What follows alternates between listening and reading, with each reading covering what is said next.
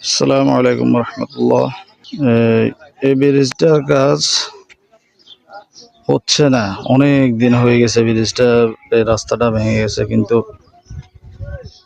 কাজটা হচ্ছে না। মানুষের যাতায়াতের অনেক অসুবিধা।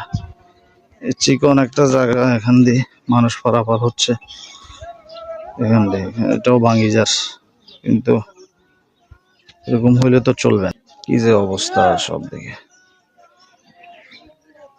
ব্রিজটার কাজ এখনো স্থগিত, আজকে প্রায়